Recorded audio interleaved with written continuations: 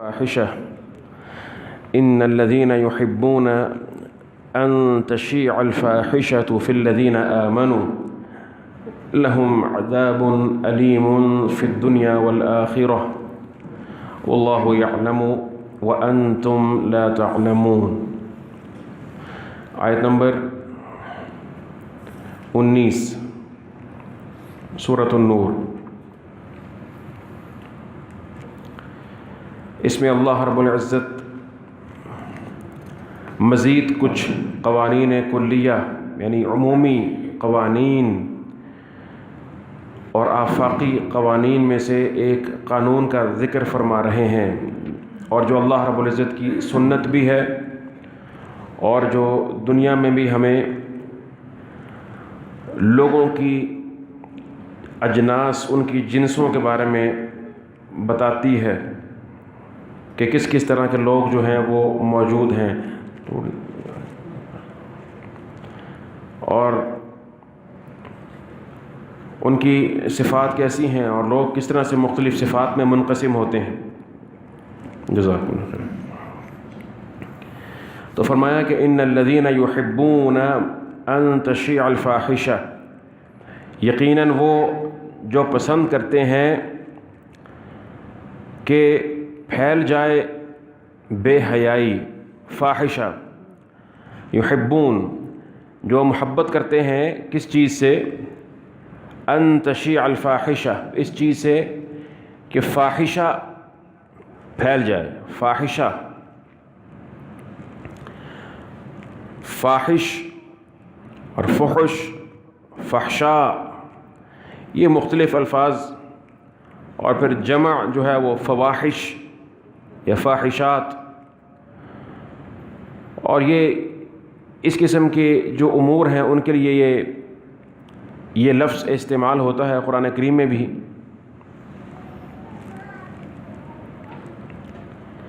انتہائی برے، قبیح اور بے حیائی پر مشتمل کام پر۔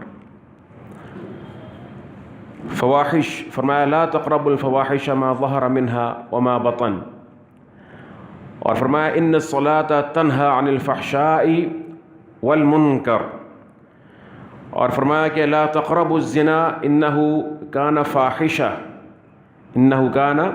فاحشۃ وساء سبیلا۔ تو انتہائی درجے کا ایسا کام جو بیہودہ ہو اور حیا کی حد کو تجاوز کر کے بے حیائی میں بہت آگے تک جا چکا ہو، القبح البین، واضح قسم کی برائی، بے حیائی، بدکاری جو نظر آتی ہو، اور یہ قول میں بھی ہو سکتی ہے، فعل میں بھی ہو سکتی ہے، کسی انداز میں ہو سکتی ہے، اسی طرح سے سوچ میں بھی ہو سکتی ہے۔ اس لیے فرمایا کہ لا تقربوا الفواحش ما ظہر منها وما بطن۔ فواحش جمع ہے نا فاحشہ، یہ فاحش اس کی مؤنث فاحشہ، کہ ظاہری اور باطنی جتنے فواحش کے کام ہیں ان کے قریب بھی نہیں جانا ہے، ان کی قربت بھی اللہ رب العزت نے حرام قرار دے دی ہے۔ ان کی قربت بھی انسان کو معصیت کی گہرائیوں میں، پستیوں میں گرا دیتی ہے۔ تو یہاں فرمایا کہ یقیناً وہ لوگ جو محبت کرتے ہیں کس چیز سے؟ ان تشیع الفاحشۃ فی الذین آمنوا، یہ کہ پھیل جائے فاحشہ ان میں جو ایمان لے کر آئے، ان میں فاحشہ پھیل جائے۔ تو ان کے لیے کیا ہے پھر؟ یہ جواب آ رہا ہے ان الذین، اس میں جملہ اس سے ابتدا ہوئی جملے کی، اور اس میں اللہ رب العزت نے ایک جنس کو ذکر کیا، ابھی خبر نہیں دی اس کے بارے میں۔ فرمایا کہ وہ لوگ جو محبت کرتے ہیں کہ اہل ایمان میں فحاشی پھیل جائے، پسند کرتے ہیں، ان کے لیے کیا ہے؟ لہم عذاب علیم فی الدنیا والآخرہ، انہی کے لیے ہے دردناک عذاب دنیا میں اور آخرت میں۔ دنیا و آخرت میں ان کے لیے دردناک عذاب ہے۔ شیخ محمد بن صالح العثیمین، ان کی تفسیر ہے، عمدہ تفسیر ہے، مختلف تفاسیر کے ساتھ ساتھ میں اس تفسیر سے بھی استفادہ کرتا ہوں، اور پھر اللہ رب العزت جن باتوں میں میرا اپنا سینہ کھولتے ہیں تو تحقیق اور تدقیق کے بعد وہ اپنے بھی استنباطات جو ہیں وہ میں بیان کرنے کی جسارت کرتا ہوں۔ اللہ رب العزت اس میں جو کوتاہی ہے مجھے معاف فرمائے، اور جو درست ہے اس پر مجھے اجر عطا فرمائے اور اسے قبول فرما لے۔ تو انہوں نے یہ یہاں پر توجہ دلائی ہے اس نقطے کی طرف، کہتے ہیں کہ یہاں پر دو جملے ہیں، ایک ہے ان الذین یحبون ان تشیع الفاحشۃ فی الذین آمنوا لهم عذاب علیم فی الدنیا والآخرہ، یہ ایک پورا جملہ ہے، مکمل جملہ ہے کہ وہ لوگ جو پسند کرتے ہیں اہل ایمان میں بے حیائی پھیل جائے، ان کے لیے دنیا و آخرت میں دردناک عذاب۔ یہ مکمل ایک کلام مکمل ہو گیا، لیکن اس کلام کے اندر ایک چھوٹا کلام بھی ہے، اور وہ کون سا ہے؟ وہ ہے لہم عذاب علیم فی الدنیا والآخرہ، کہ انہی کے لیے ہے دردناک عذاب دنیا و آخرت میں۔ یہ مکمل ایک کلام ہے، ایک جملہ ہے یا نہیں؟ اگر اس کو آپ اس بڑے جملے سے ہٹا کر الگ سے بھی لکھیں تو آپ لہم عذاب علیم فی الدنیا والآخرہ، یہ ایک مکمل جملہ ہے، ایک پورا مفہوم ادا کر رہا ہے کہ انہی کے لیے دردناک عذاب ہے دنیا و آخرت میں۔ یہ چھوٹا ایک مکمل جملہ اس بڑے جملے کے اندر درج کیا گیا ہے، اور پھر دو جملوں سے ملا کر ایک جملہ بنتا، ایک کلام بنا ہے۔ اس میں کیا حکمت ہے؟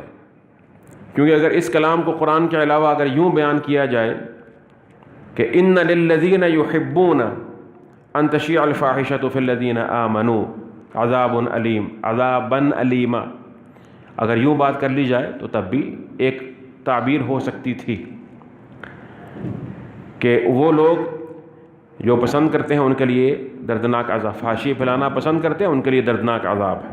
لیکن دو جملوں کی صورت میں لکھنے کا مقصد یہ ہے کہ دوسرے جملے کی ایک مستقل حیثیت معلوم ہو جائے کہ ان کے لیے جو عذاب ہے نا وہ مکمل طور پر ثابت ہے اور مستقل ایک حقیقت ہے، جس کو ایک مکمل حقیقت کے طور پر دیکھا جائے کہ دردناک عذاب دنیا کا بھی اور آخرت کا بھی وہ ان کے حصے میں آنا ہی آنا، یہ اللہ کا فیصلہ ہے۔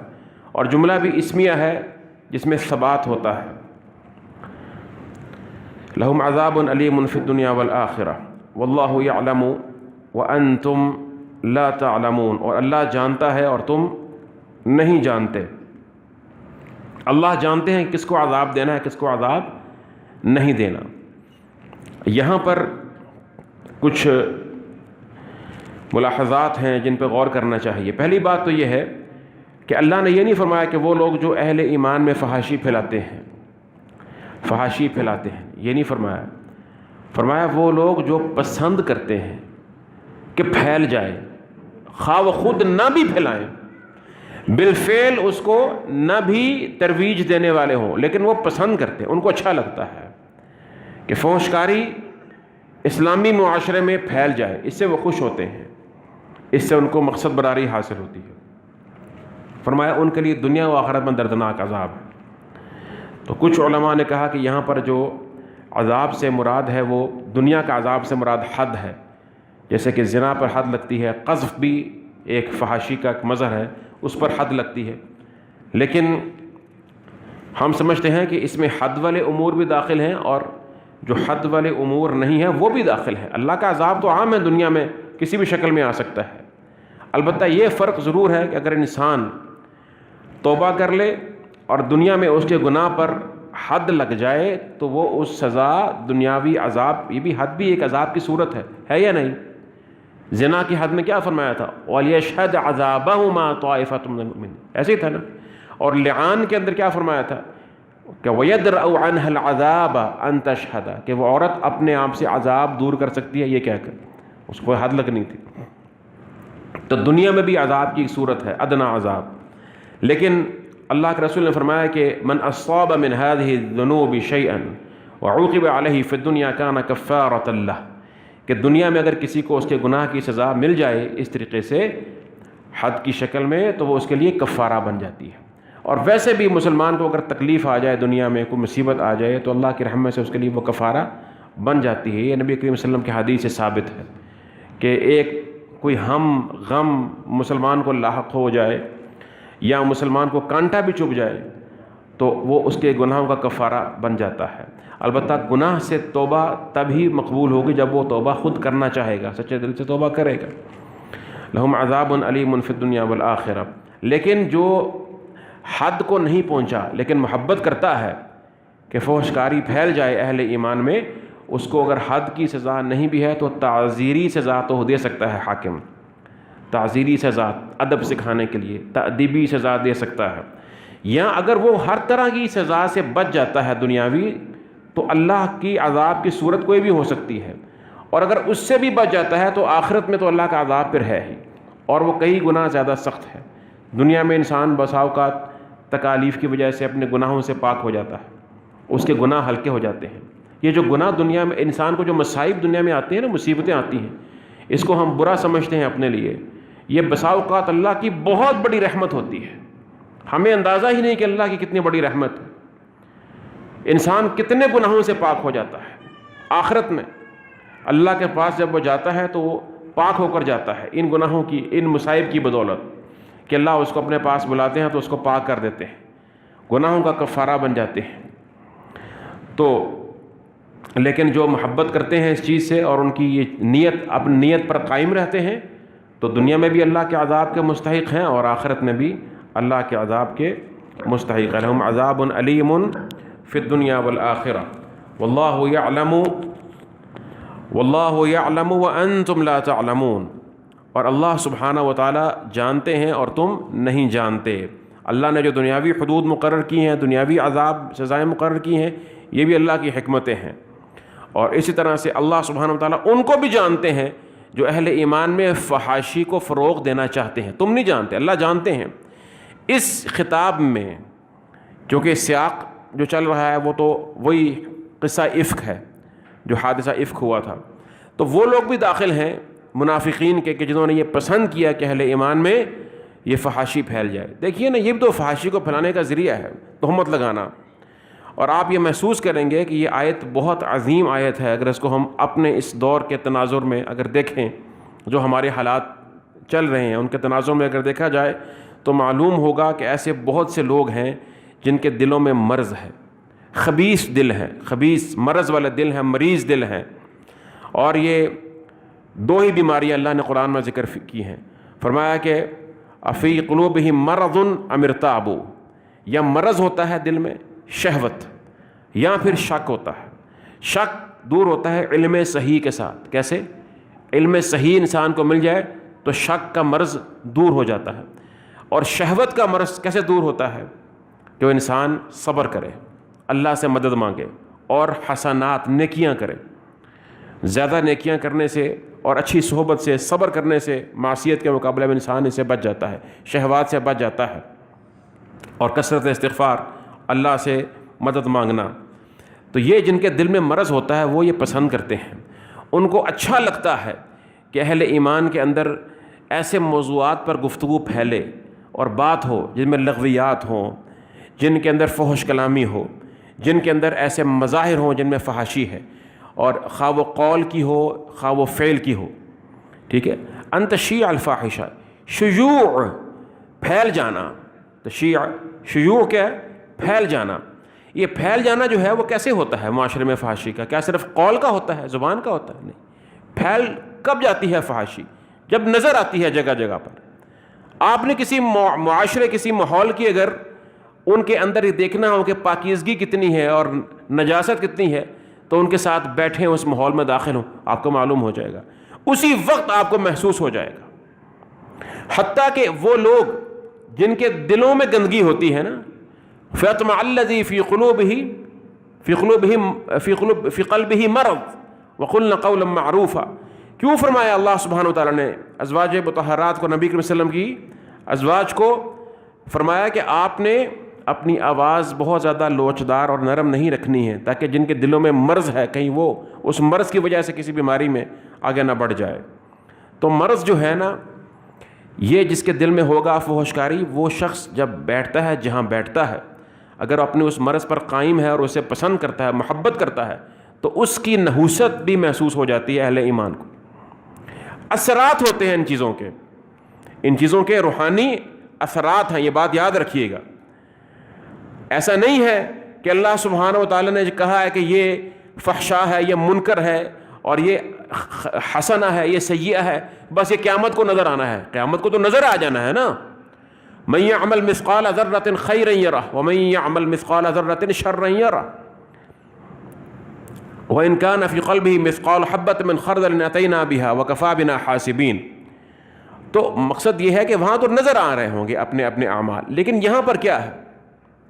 یہاں پر نظر نہیں آتے، ان کے اثرات یقیناً ہوتے ہیں، اثرات محسوس ہوتے ہیں، اس شخص پر ہوتے ہیں جو خود اس گندگی میں مبتلا ہوتا ہے، اس کے چہرے پر ظاہر ہوتے ہیں، اس کی نحوست اس کے اپنے گھر والوں پر، اور جہاں وہ معاشرے میں جاتا ہے جس حد تک اس کا شر بڑا ہوا ہے وہ ظاہر ہوتا ہے، اس کے اثرات ہوتے ہیں۔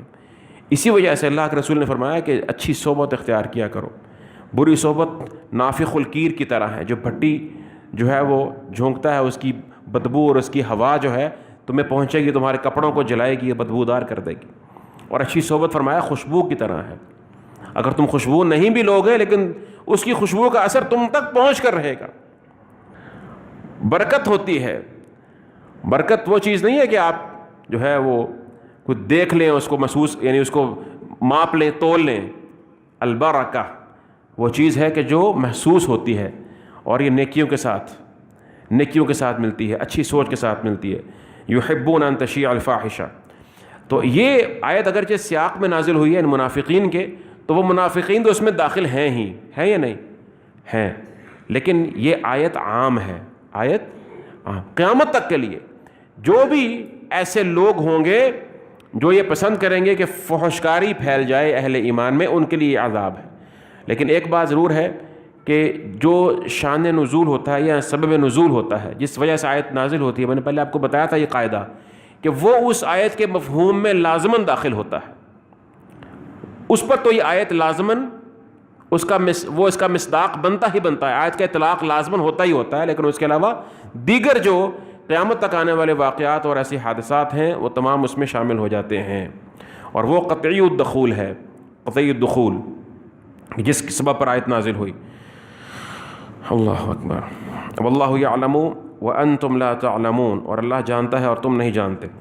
اگر کوئی فحشکاری انسان دیکھتا ہے کہیں پر، ایسا کام ہے جو فاحش ہے، اس کو چھپانا چاہیے، چھپانا افضل ہے، خام خواہ اس کو ظاہر کرنا، معاشرے میں پھیلانا نہیں چاہیے، اور کوشش کرنی چاہیے کہ جہاں پر ہے وہ وہیں پر دب جائے اور ختم ہو جائے۔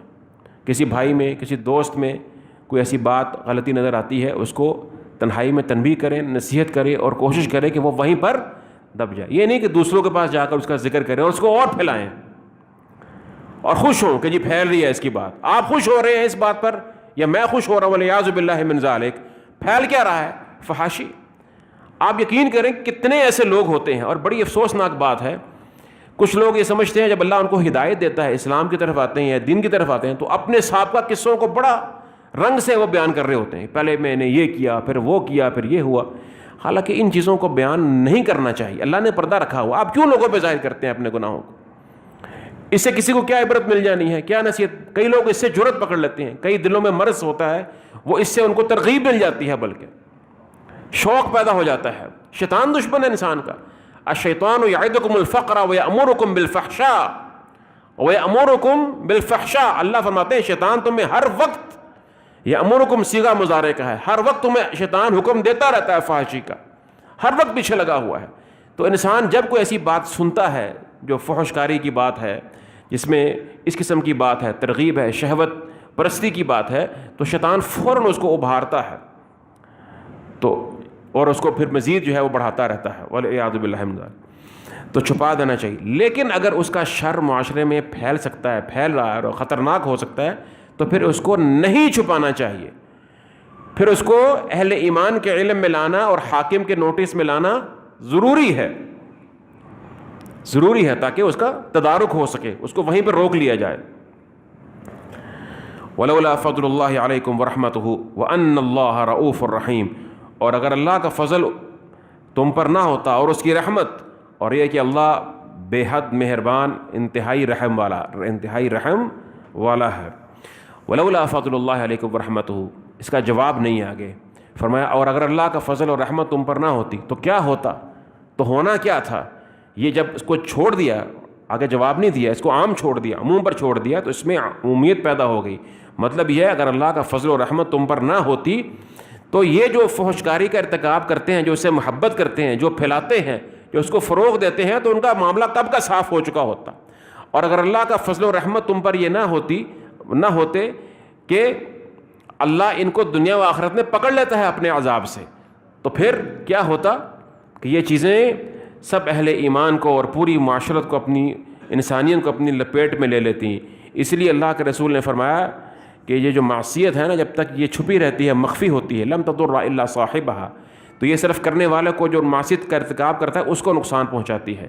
لیکن اذا ظہرت وانتشرت ضرت العامہ, لیکن جب یہ پھیل جائے اور منتشر ہو جائے, اس کا شیوع ہو جائے, تشیع الفاحشۃ فی الذین آمنوا, تو پھر کیا ہے کہ تمام کے تمام لوگ اس کی لپیٹ میں آ جاتے ہیں. اس لیے فرمایا کہ امر بالمعروف اور نہی عن المنکر یہ ضروری ہے. برائی کے معاشرے میں پھیلنے سے اتنا بڑا شر پیدا نہیں ہوتا جتنا اس برائی کے پھیلنے پر خاموش رہنے سے ہوتا ہے. اس پر اللہ کا عذاب آتا ہے. اگر اس کا منکر کو روکا جاتا رہے ساتھ ساتھ, تو اللہ کی رحمت شامل حال ہو جاتی ہے اور معاشرے بڑے عذاب سے بچ جاتے ہیں.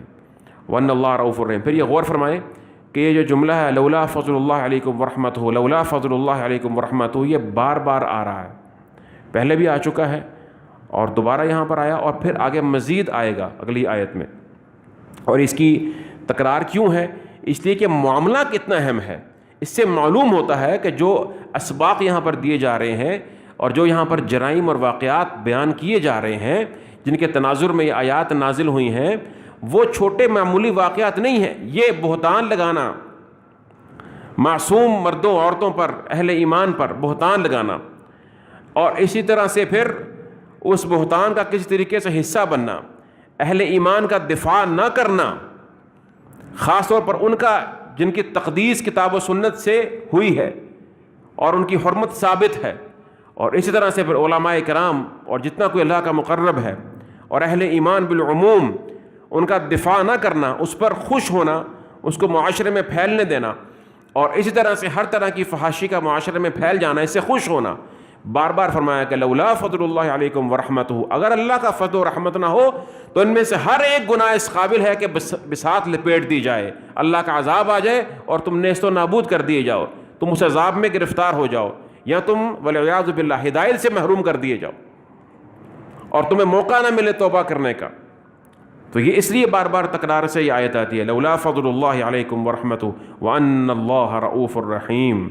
رؤوف یہ ہے ایسی رحمت, رحمت البالغہ, جو کہ بہت ہی کامل رحمت, رحمت سے مزید بھی زیادہ اس میں ایک تاثر ہے. ایسی رحمت جو صرف رحمت نہیں بلکہ اس میں مزید عنایت بھی, اللہ کا لطف بھی شامل ہے اپنے بندوں کے ساتھ, رأفت. اور ہمارے نبی بھی رؤوف الرحیم ہے یا نہیں؟ یہ رؤوف الرحیم اللہ کی صفت یہاں پہ آئی ہے نا, ان اللہ رؤوف الرحیم. یہی صفات ہمارے نبی کے لیے بھی قرآن کریم میں آئی ہیں. لقد جاءکم رسول من انفسکم عزیز علیہ ما عنتم حریص علیکم بالمؤمنین رؤوف الرحیم. تو پھر فرمایا کہ اس سے اگلی آیت میں فرمایا کہ یا ایھا الذین آمنوا, اے لوگو جو ایمان لے کر آئے ہو. جب یہ خطاب ہوتا ہے نا اے ایمان والو, یا اے وہ لوگو جو ایمان لے کر آئے ہو, تو اس میں ایک واضح اشارہ یہ ہوتا ہے کہ اب تم نے غور کرنا ہے کہ اگر تمہارے میں ایمان ہے نا تو تمہارے ایمان کا تقاضا وہ ہے جو آگے بیان ہونے جا رہا ہے. لِأَجْلِ ایمانکم, اپنے ایمان کی وجہ سے تمہیں آگے دیکھنا ہے. اگر وہ حکم دیا جا رہا ہے تو تم نے اس کو بجا لانا ہے, اگر وہ کسی بات سے روکا گیا ہے تو تمہارے ایمان کا تقاضا یہ ہے. چونکہ تم ایمان لے کر آئے ہو تو اس ایمان کا جو میثاق ہے, جو معاہدہ ہے, ایمان کا جو عہد ہے تمہارا اللہ سبحانہ و تعالیٰ کے ساتھ, اس کا تقاضا یہ ہے کہ تم اس سے رک جاؤ. فرمایا کہ یا ایھا الذین آمنوا, اے وہ لوگوں جو ایمان لائے ہو, لا تتبعوا خطوات الشیطان, لا تتبعوا خطوات الشیطان. فرمایا کہ نہ پیروی کرو شیطان کی, شیطان کے قدموں کی. خطوہ کیا ہوتا ہے؟ جو ایک مخصوص مقدار میں انسان فاصلہ طے کرتا ہے نا اپنے دونوں پاؤں کے ذریعے. قدموں کے ذریعے ایک قدم اٹھانا جس کو بولتے ہیں، یہ خطوہ ہے. اور فرمایا خطوات اس کی جمع ہے، خطا بھی آ جاتی ہے، خطوات شیطان، کہ شیطان کی خطوات کی پیروی نہ کرو.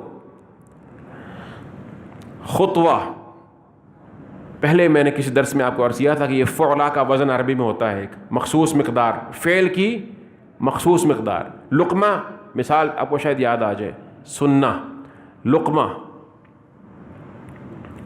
اور مجھے اب آیت سب کا ذہن میں نہیں آ رہی وہ کون سی آیت تھی جس میں یہ ذکر ہوا تھا یہ فعلا کا وزن. بہرحال تو یہ ہوتا ہے کہ فعل کی مخصوص مقدار. جب کوئی انسان چلتا ہے نا، المشی قدما قدما، جب کوئی انسان چلتا ہے تو چلتے ہوئے چلنا اس کا فعل ہے نا، تو جب وہ پاؤں اٹھا کر رکھتا ہے تو جو مخصوص اس کا فعل ہے، جتنی مقدار میں وہ یہ فعل کرتا ہے اس کو خطوہ بولا جاتا ہے. تو شیطان کا ایک خطوہ کیا ہے؟ دیکھو ذرا اللہ سبحانہ تعالیٰ کی کیسی یعنی تعبیر ہے قرآن کریم کی. اور کئی مقام پر فرمایا کہ لا تتبعوا خطوات الشیطان، کہ شیطان بڑا سوچ سمجھ کے عادت کرتا ہے، اور ہر سٹیپ جو وہ لیتا ہے نا، ایوری سٹیپ اس کا وہ بڑا ایک حکمت عملی پر مبنی ہوتا ہے کہ میں نے اس کے پیچھے لگانا ہے اہل ایمان کو. خطوہ ہر خطوہ اس کا سوچا سمجھا ہوا ایک مخصوص مقدار، یعنی ایک مخصوص عمل ہوتا ہے جو عقیدے کے اندر بھی ہو سکتا ہے، اعمال کے اندر بھی ہو سکتا ہے، ہر چیز کے اندر، انسان کی سوچ کے اندر بھی ہو سکتا ہے. اور وہ جانتا ہے شیطان کہ میں نے اس انسان کو کس طریقے سے، کس راستے سے، کس مقام پر گمراہ کرنا ہے، اور اس کو وہ خطوہ ہے شیطان کا، یہ خطوہ ہے. لا تتبعوا خطوات الشیطان، تو شیطان کے خطوات کی پیروی نہیں کرو. ومن یتبع خطوات الشیطان، اور جو کوئی بھی پیروی کرتا ہے شیطان کے قدموں کی. ومن یتبع، یہ شرط ہے، من یتبع خطوات، اور اس میں عموم ہے، جو کوئی بھی، اس میں کوئی بھی اس میں مستثنا نہیں ہے. ومن یتبع خطوات الشیطان، جو کوئی بھی شیطان کے قدموں کی پیروی کرتا ہے، فإنہ، پس یقیناً وہ، یأمر بالفحشاء والمنکر، حکم دیتا ہے فحشاء کا اور منکر کا. کون حکم دیتا ہے فحشاء اور منکر کا؟ جو پیروی کرتا ہے وہ نہیں. فرمایا کہ جو کوئی پیروی کرتا ہے شیطان کے قدموں کی تو وہ حکم دیتا ہے، تو یقیناً وہ حکم دیتا ہے کون؟ شیطان. آپ کے ذہن میں شیطان آ رہا ہے، ٹھیک ہے، شیطان بھی ایک تفسیر کے مطابق درست مفہوم ہے یہاں پر. لیکن اگر کوئی یہ کہے کہ بات تو ہو رہی ہے پیروی کرنے والے کی، من یتبع، تو جو کوئی پیروی کرتا ہے تو وہ حکم دیتا ہے، تو وہ جو ہو کی ضمیر ہے وہ من یتبع، من کی طرف کیوں نہ لوٹائیں یہاں پر، پیروی کرنے والے کی طرف، کہ وہ حکم دیتا ہے کس کا؟ فحشاء کا اور منکر کا. یہ دونوں اقوال ہیں، اس میں سے راجح کیا ہے انشاءاللہ اس کا ابھی اس پہ بات کرتے ہیں. پہلے ترجمہ ذرا مکمل کر لیں آیت کا. فإنہ یأمر بالفحشاء والمنکر، تو وہ حکم دیتا ہے فحشاء کا اور منکر کا. فحشاء وہی بے حیائی، اور منکر برائی. منکر کیا ہوتا ہے؟ ایک ہوتا ہے نا معروف جانتے ہیں، جو جانی پہچانی چیز ہے، آسان الفاظ میں ہر وہ چیز جس کو شرع اور عقل سلیم پہچانتی ہے کہ یہ اچھی ہے، یہ اچھی. سچ بولنا، امانت داری، اللہ رب العزت کی عبادت، اچھی چیز. ہر شخص جانتا ہے کہ یہ اچھی چیز ہے. احسان کرنا اچھا ہے، معروف شرعاً و عقلاً، دونوں طرح یہ پہچان میں آتا ہے عقل سلیم والوں کی کہ یہ بات ہر لحاظ سے اچھی ہے. اور منکر کیا ہے؟ جو پہچان میں نہ آ سکے. منکر نکارت ہو جس میں کہ سمجھ نہیں آ رہا، جس کو عقل تسلیم ہی نہ کرے کہ یہ کس طرح سے روا ہو سکتا ہے، یہ کس طرح سے جائز ہو سکتا ہے، اس کے اندر خیر ہو ہی نہیں سکتی، اس کو بطور خیر وہ نہ جانتا ہو، منکر ہے وہ. تو برائی نہ عقل یا شرع اس کو مانتی ہے نہ عقل. اور عقل بھی وہی ہوتی ہے صحیح جو شرع کے مطابق ہوتی ہے، شرع کے مطابق ڈھلی ہوتی ہے، وہی عقل سلیم ہوتی ہے. تو فرمایا کہ وہ حکم دیتا ہے فحشاء کا اور منکر کا. ولولا فضل اللہ علیکم ورحمتہ، اور اگر تم پر اللہ کا فضل نہ ہوتا اور اس کی رحمت، ما زکا منکم من احد ابدا، تو تم میں سے کوئی بھی کبھی بھی پاک نہ ہوتا. تم میں سے کبھی بھی کوئی پاک نہ ہوتا. وَلَكِنَّ اللَّهَ يُزَكِّي مَن يَشَاءُ، لیکن اللہ سبحانہ و تعالیٰ پاک کرتا ہے جسے چاہتا ہے، وہی پاک کرنے والی ذات ہے. سبحان اللہ.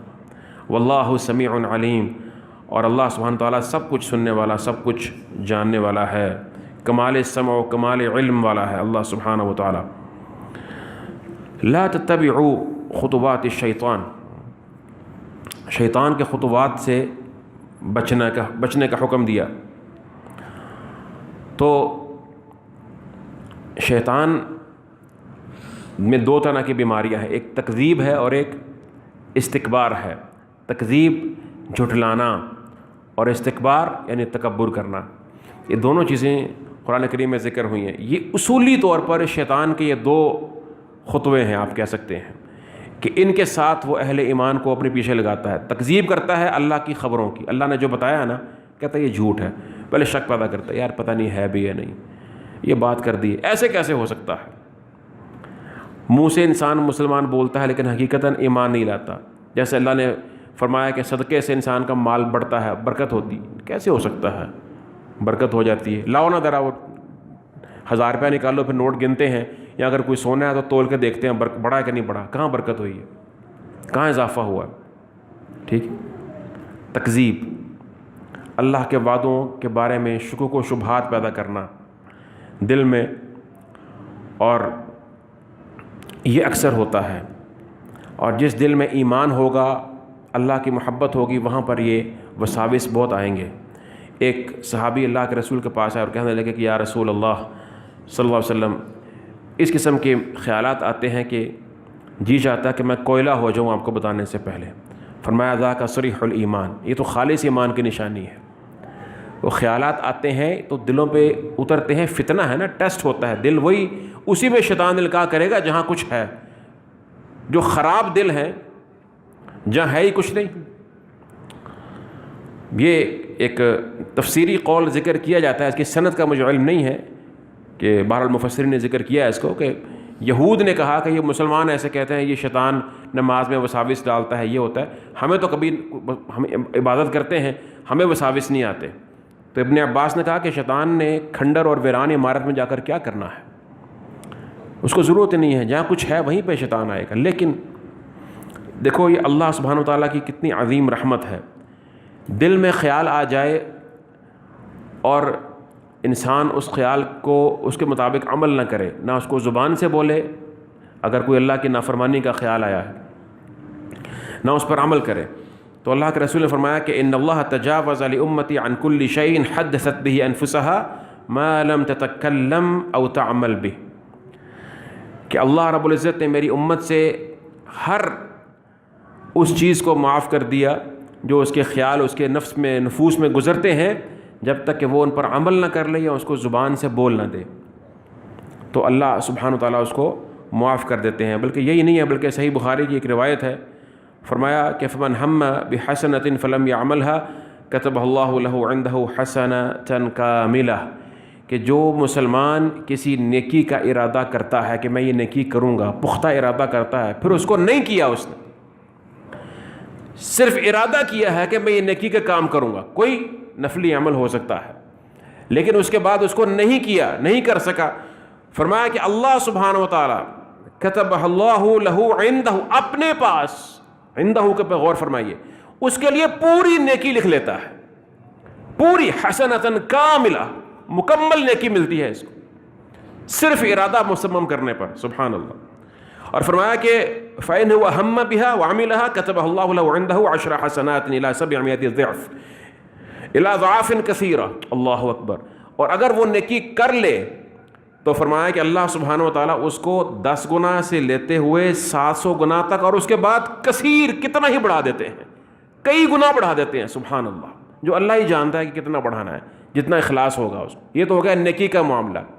اور اس کے معاملے میں جو گناہ کا معاملہ ہے تو فرمایا کہ ومن ہم بسیئۃ فلم یعملها کتبہ اللہ لہ عندہ حسنۃ کاملہ. اللہ اکبر.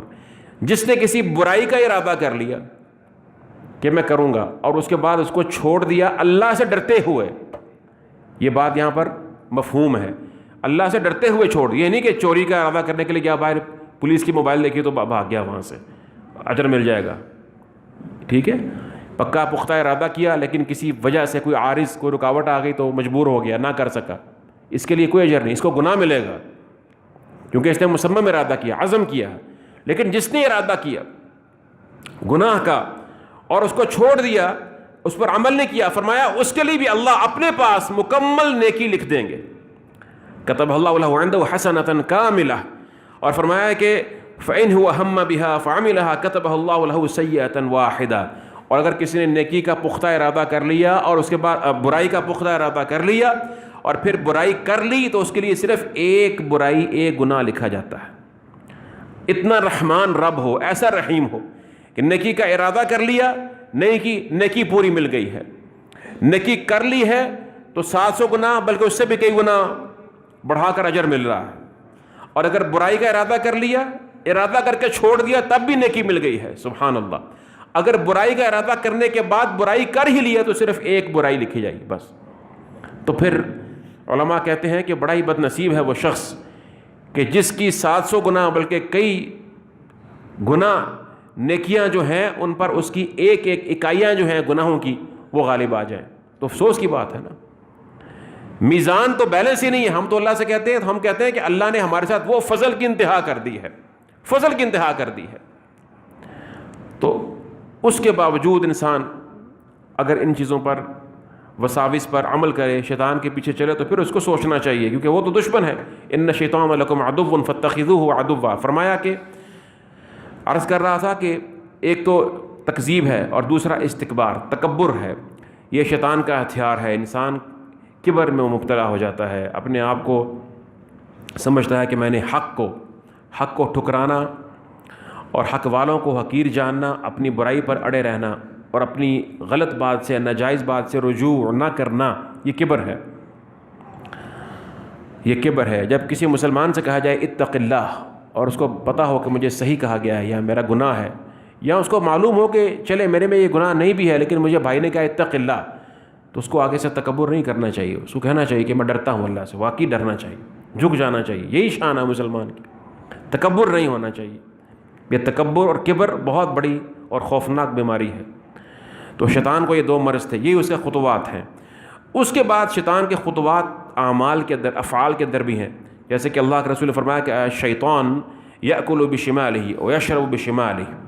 فرمایا کہ شیطان جو ہے اپنے بائیں ہاتھ سے کھاتا ہے, بائیں ہاتھ سے پیتا ہے. تو آپ نے بائیں ہاتھ سے کھانا پینا نہیں ہے. شیطان کو بائیں طرف سے جو چیزیں ہیں, اچھے اعمال, جو بھی عمل ہے عمدہ, وہ پسند ہے کرنا. وہ ہمیشہ وہ لیفٹسٹ ہے بیسیکلی, بائیں بازو کی وہ جو ہے نا وہ جماعتوں کو پسند کرتا ہے. کوئی بھی ہو گروہ بائیں والے, اصحاب الشمال.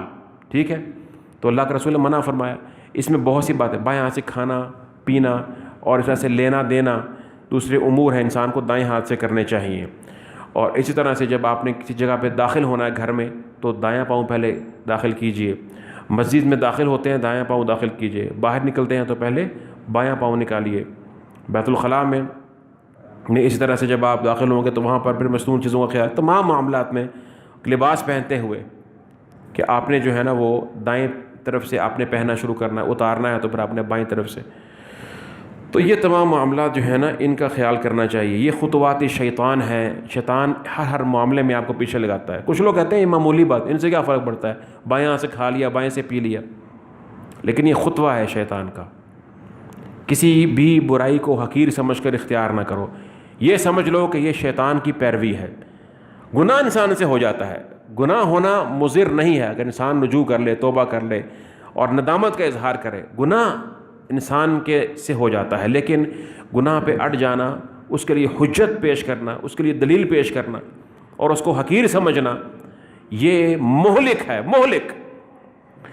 یہ ہلاک نہیں کرتا انسان کو کہ اس سے گناہ ہو جاتا ہے, یہ ہلاک نہیں کرتا انسان کو, لیکن یہ ہلاک کر دیتا ہے کہ انسان گناہ کرنے کے بعد اس پر اڑ جائے اور رجوع نہ کرے, اللہ کے سامنے نہ جھکے, اس میں احساس ندامت نہ پیدا ہو. یہ ہلاک ہے, یہ مہلک ہے, یہ ختم کر دینے والی چیز ہے. لا تتبعوا خطوات شیطان. اور شیطان کے خطوات اللہ نے قرآن میں بتائے ہیں. خاص طور پر فرمایا کہ فإنه يأمر بالفحشاء والمنکر, اور فرمایا یعدکم الفقر. شیطان تمہیں ڈراتا ہے فقر سے کہ اللہ کے راستے میں خرچ نہ کرو، یہ شیطان کا خطبہ ہے۔ بخل، اللہ کے رسول نے پناہ طلب کی ہے بخل سے، اور فرمایا کہ یا بنی آدم لا یفتننکم الشیطان کما اخرج ابویکم من الجنۃ ینزع عنہما لباسہما لیریہما سوآتہما۔ دیکھیے کہ شیطان نے ہمارے بابا اور ان کی جو زوجہ تھیں ان کے کیا کیا کہ اس نے ان کو ایک گناہ ان سے کروایا، ان کے کپڑے اتروا دیے اس گناہ کی وجہ سے۔ تو اللہ فرماتے ہیں کہ تم نے اس شیطان کے پیچھے نہیں چلنا ہے۔ یہ شیطان جو ہے نا یہ لباس اترواتا ہے، یاد رکھیے، لباس اتروانا بڑا محبوب ہے اس کو شروع سے ہی۔ فحش کاری اہل ایمان میں ہم جو سارے یہ مضمون پڑھ رہے ہیں اس میں سارا مرکزی جو مضمون ہے وہ یہی ہے۔ شروع صورت کہاں سے ہوتی ہے؟ الزانیۃ والزانی، اور وہیں سے یہ سارے احکام چلتے ہیں کہ قول و فعل کے ہر طرح کی جو فحاشی ہے اس سے بچنا ہے۔ شیطان کو لباس سے اور حیا سے بہت تکلیف ہوتی ہے اور اس کو گندگی پسند ہے۔ جیسے کاکروچ ہوتا ہے نا، گندی نالی کا جو کیڑا ہوتا ہے اس کو گند پسند ہوتا ہے، تو صفائی میں جا کر وہ زندہ نہیں رہ سکتا ہے۔ تو شیطان کی سرشت میں یہ بات موجود ہے کہ وہ یہ چاہتا ہے کہ اہل ایمان ہر طرح کا، اور خاص طور پر اللہ نے جو لباس کا ذکر کیا ہے یہاں سورہ اعراف میں اس کا ذکر ہے کہ لباس، اور لباس میں حیا کا ہونا، اور فرمایا وَلِبَاسُ التَّقْوَى ذَلِكَ خَيْرٌ، فرمایا قَدْ أَنزَلْنَا عَلَيْكُمْ لِبَاسًا يُوَارِي سَوْآتِكُمْ وَرِيشًا، ہم نے تمہارے لیے لباس اتارا ہے اور ریش اتارا ہے، زینت والا لباس بھی اتارا ہے۔ وہ لباس جو تمہاری ستر پوشی کرتا ہے، تمہاری شرمگاہوں کو چھپاتا ہے، وہ بھی لباس اتارا ہے، اور اللہ نے وہ بھی لباس اتارا ہے جو انسان کو ظاہری زینت عطا کرتا ہے، سبحان اللہ۔ اور فرمایا کہ ان سب سے بہتر لباس کون سا ہے؟ وَلِبَاسُ التَّقْوَى ذَلِكَ خَيْرٌ، تقوی کا لباس بہترین لباس۔ اور شیطان چاہتا ہے کہ تقوی کا لباس اتروائے اور دوسرا لباس بھی اتروائے۔ تو آج کل فیشن کیا چلتا ہے؟ لباس کا اتروانا، خاص طور پر عورتوں میں بے حیائی، اور پھر وہ شیطان کے کنڈے بن جاتے ہیں۔ دیکھیے اسی طریقے کے ساتھ مرد حضرات کو ایسے لباس، آج کل فیشن چل رہا ہے کہ وہ جو ہے وہ عورتوں کی مشابہت کرتے ہیں۔ آج کل فیشن میں جو آج کل چل رہا ہے وہی ہے کہ عورتوں سے مشابہ حلیہ بنانا اور لباس پہننا، اور عورتیں جو ہیں مردوں کی مشابہت کر رہی ہیں۔ اللہ کے رسول نے لعنت فرمائی ہے، فرمایا لعن اللہ المتشبہین من الرجال بالنساء والمتشبہات من النساء بالرجال، اللہ لعنت فرمائی ہے ان مردوں پر جو عورتوں کی مشابہت کرتے ہیں اور ان عورتوں پر جو مردوں کی مشابہت کرتی ہیں، اپنی آواز میں، اپنے انداز میں، اپنی چال میں، اپنے لباس میں، گفتگو میں، اٹھنے بیٹھنے میں، کھانے پینے میں، اور انداز اطوار میں، بنا و سنگھار میں، یہ سب چیزیں، ان سب میں نبی کریم صلی اللہ علیہ وسلم کی سنت مبارک میں دیکھیں آپ نے فرق کیا ہے۔ جو رجولیت کا، مردوں کا کمال ہے، آپ نے وہ انداز اختیار کیے ہیں، ہمیں وہ انداز اختیار کرنے چاہیے، اور صحابہ کرام کی جماعت نے۔ اور جو عورتوں کے ساتھ خاص امور ہیں ان کی مشابہت نہیں کرنی چاہیے، نہیں کرنی چاہیے۔ یہ غور کرنے والی چیزیں ہیں، ان سے ایمان کا نور چلا جاتا ہے، نور نہیں رہتا، چمک دمک ختم ہو جاتی ہے۔ والعیاذ باللہ من ذلک۔ لا تتبعوا خطوات الشیطان ومن يتبع خطوات الشیطان فإنه یأمر بالفحشاء والمنکر، اور جو کوئی پیروی کرے شیطان کے قدموں کی تو وہ حکم دیتا ہے فحشاء کا اور منکر کا، بے حیائی اور برائی کا۔ تو یہاں پر آپ کی بات درست ہے کہ شیطان ہی زیادہ بہتر معلوم ہوتا ہے کہ شیطان، یعنی وہ شیطان حکم دیتا ہے، کیونکہ ذکر کس کا ہو رہا ہے پیچھے؟ شیطان کا۔ لا تتبعوا خطوات الشیطان، تو اس لیے اسی کے سیاق میں بات چل رہی ہے، تو اس لیے اسی سے بچنے کا حکم ہے۔ تو زیادہ بہتر ہے کہ شیطان کو یہاں پر مراد لیا جائے، اور اگر دونوں مراد لے لیے جائیں تو تب بھی کوئی اختلاف نہیں معلوم ہوتا انشاءاللہ۔